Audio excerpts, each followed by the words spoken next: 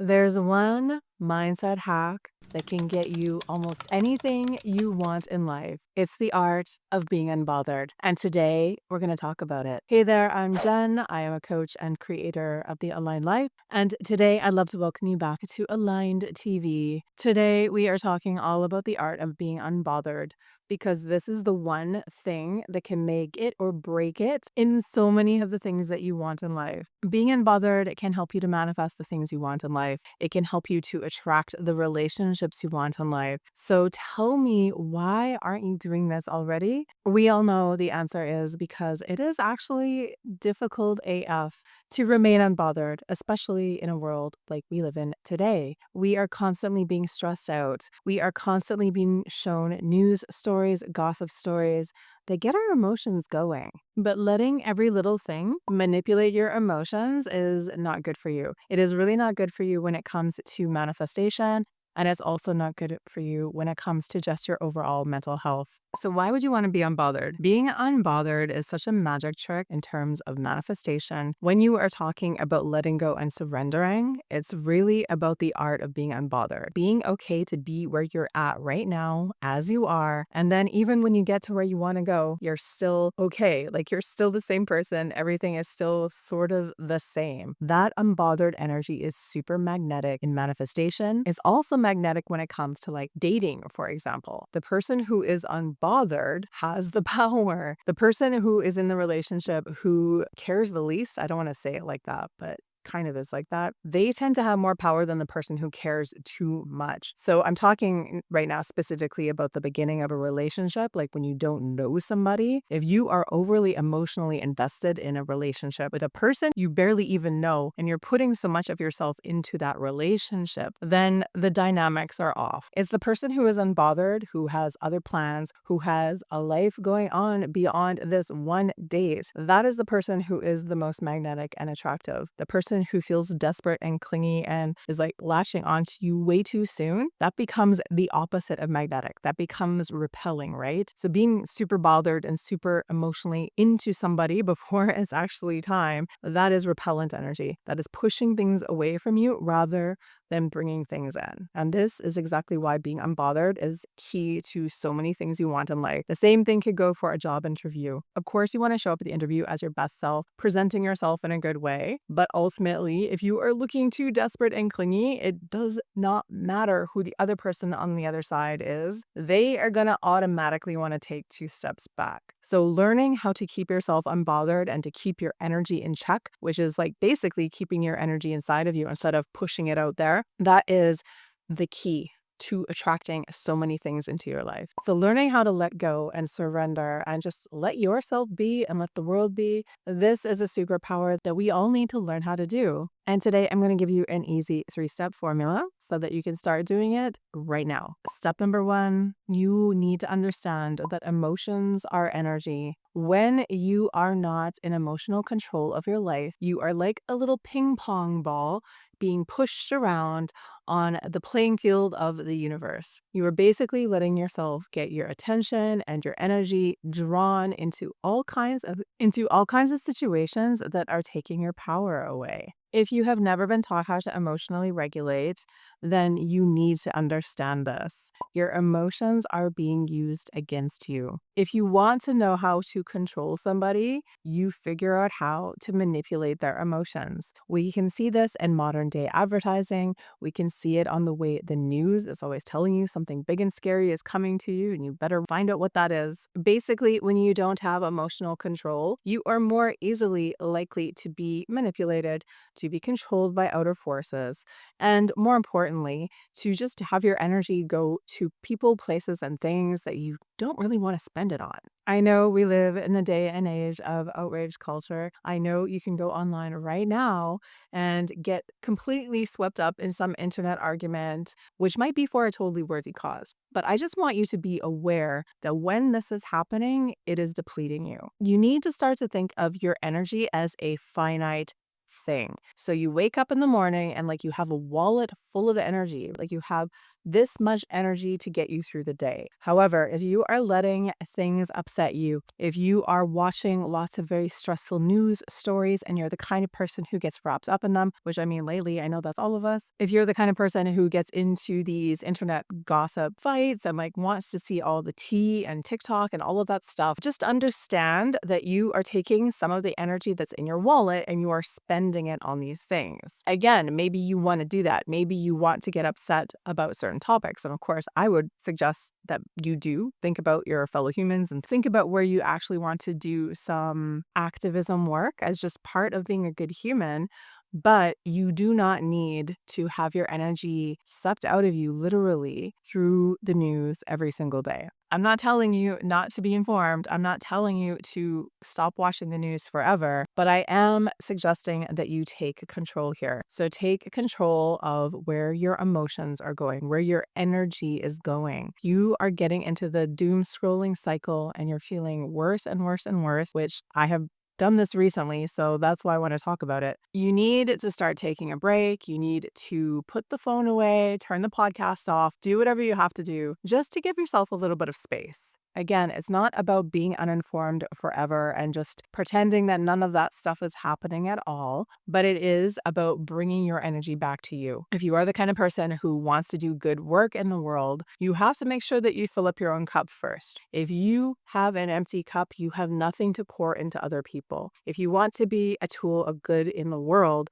you need to take care of what's in here. So taking care of what's in here is not just a selfish act. I know it can be framed as that, but this self-preservation allows you to be stronger in the world. Similarly, you need to watch out for those like relationships that where you might have a toxic relationship dynamic. We've all been friends with this sort of dramatic people. Like maybe you have somebody who phones you up and emotionally dumps on you for 20 minutes, doesn't even ask how you're doing, and then moves on to the next person. Maybe you have that work friend who your whole dynamic with them is getting together and just complaining about everyone and everything at work. There are lots of toxic dynamics in relationships can really be sucking our energy away. And the same thing applies here. Remember, just because you can't see energy doesn't mean it isn't real. And if you are wondering why you feel down, why you feel terrible, depleted, maybe even hopeless, I want you to think about where you have been spending your energy lately. And if you have been just giving it out willy-nilly, if you have been doom scrolling for hours, if you have been engaging in petty work gossip or something, or just engaging in relationships where you're not being nurtured on the other side, then you need to take some protective steps to protect your energy, to protect your emotions first and foremost. The second part of that is learning how to emotionally regulate. Emotional regulation is absolutely something we should have been taught when we were very young, but many of us, if you are older like me, you were not taught this, not by your family and not by school. So you need to learn how to do that for yourself. You need to understand when you are being dysregulated, and you need to know what works for you to bring you back to a state of calm. I'm not going to get into the whole polyvagal theory in this video, but there are a ton of resources on YouTube or elsewhere where you can learn how to understand your emotions and to get emotionally regulated. Again, this is about protecting your energy so that you have energy for yourself, for your life, for your priorities, and so that you can have energy to give back in your relationships and to spend on the other things in life that you think are worthwhile. Basically, if you are a little squirrel with the emotions, if you are bouncing from here to there, if you're letting every little thing, every little drama, every little situation get under your skin and make you feel bad, of course, you are being very bothered. That is the very definition of being unbothered. So if you want to get unbothered, if you want to be that cool girl, to let it go, to let everything slide, learn how to get your emotions in check and take all these steps I just mentioned is really going to help you out with that.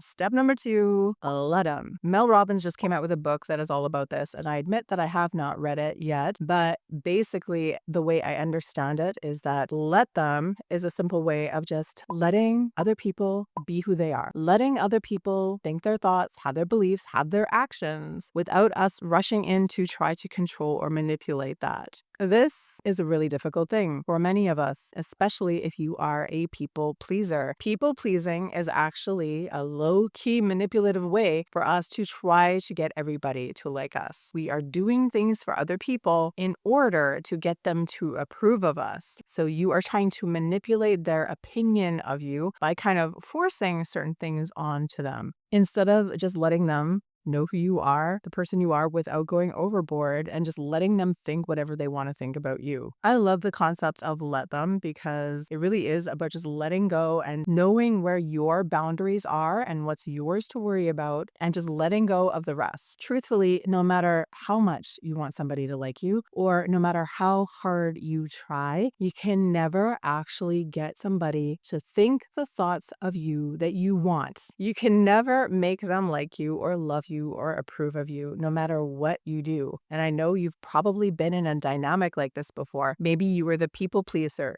trying and trying and trying to get a certain person to like you by giving and giving and giving. And still, it felt like that person was pulling away or was still judgmental or still didn't like you in the same way. Perhaps you've been the taker in this situation and you've met somebody, and for whatever reason, you just maybe weren't that into them, but you've had them come to you, offer you things, do things for you, etc., etc. And even though you might not be able to consciously admit it, you know that that person is actually trying to manipulate the way you feel about them. And you know what happens when we start to feel controlled and manipulated, especially by somebody we don't know very well, is that we tend to pull back even more. There's an energy exchange happening here, even if you can't consciously see it. What the let them concept really allows you to do is to remember what is your energy and what is the other person's energy. You get to just show up as the amazing person who you are. You are already. You don't have to prove it to anybody. And you can just let everyone else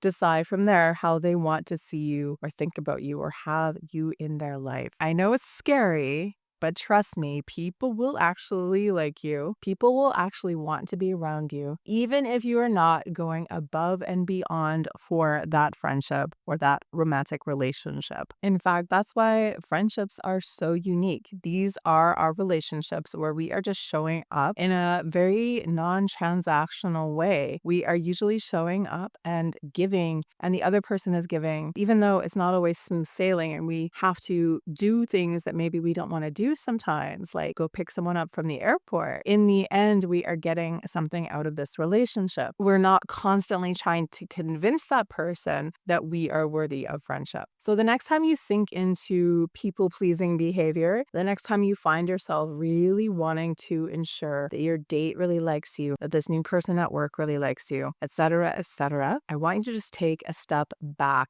Just notice how you can bring that energy back in. You don't have to be rude to them, of course, but you don't have to go above and beyond. You don't have to offer to come over with soup when they're sick if you've only met them once. You don't have to offer to bake cookies for their kids' bake sale. You don't have to do any of these things that sometimes we tell ourselves we have to do in order for people to like us. You are worthy of having boundaries. You are worthy of being able to say no and having people still like you in the end. So you need to start to practice this mindset, the mindset of just letting other people be who they're going to be without you stepping in. And at the same time, that means letting them think what they're going to think, letting them do what they're going to do, even if sometimes that isn't the thing that you want from them. It's scary, but when you get there, this one is absolutely game changing. My third tip in how to stay unbothered is to just act like it's all going to work out in your best interests. You can call this lucky girl theory. You can call it whatever you want. Just having that positive mindset as you go through your day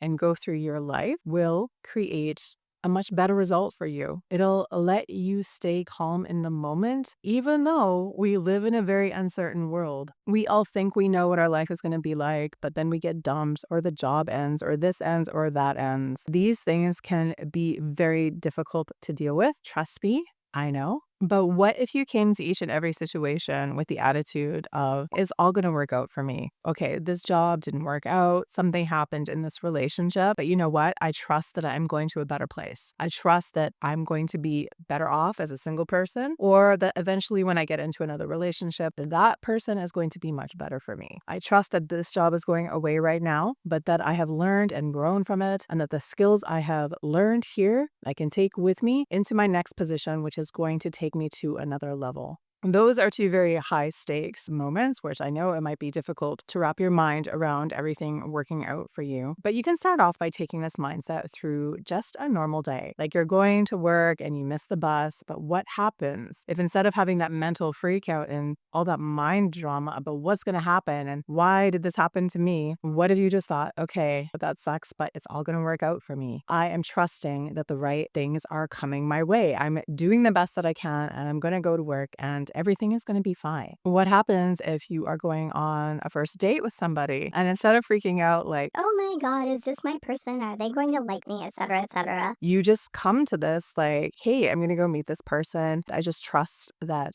it's going to go well and that whatever is right for me is going to find me. And I don't need to stress. I don't need to put on an act. I don't need to pretend to be somebody else. It's just all going to work out for me. Just me talking about this energy, you can probably see some times in your life now where you had the opposite energy, where you had a very worried energy, a very anxious energy, or where you were trying to manipulate something into happening by putting on a fake face or people pleasing or whatever. But just contrast that with that feeling of knowing everything's going to work out, everything is going my way, everything is happening in my greatest good. Like if you just keep with that mindset, all the little things go away. And if you really are struggling with this, one thing I always try to remind myself when times are really tough, like, what am I going to think about this in 5 years? Because after 5 years, I guarantee most of the things that are really, really hurting for you right now will be objects in the ancient past. You will not be as concerned by them as you are right now. No, sometimes that advice does not feel good in the moment, but it is actually true. And if you can get yourself to think that, it really does make a difference. So just to recap, how to be unbothered, learn how to control your emotions because emotions are energy. And when your energy is going everywhere, you have no energy left for you. Number 2, let them. Let other people think and do whatever they're going to do and keep your eyes on what you can control, which is what is in here. And number 3, just act like everything's going to work out in your favor. I know this seems like a crazy Jedi mindset trick at first, and yes, it totally is. But having that Delulu mindset, that lucky girl mindset, it really does melt away a lot of the chronic anxiety and worry that we have been programmed to think. And then you have probably been habitually thinking for years and years because you've never had a break that has shown you that there's another way to go through life. Okay, so that is it for today's video. I really hope that that gives you a mindset shift that'll have you feeling unbothered in 2025 and beyond. Thank you so much for watching. If you enjoyed this, please give me a like, give me a 5-star review if you're on Spotify, and I'll catch you back here in next week's episode. Happy manifesting.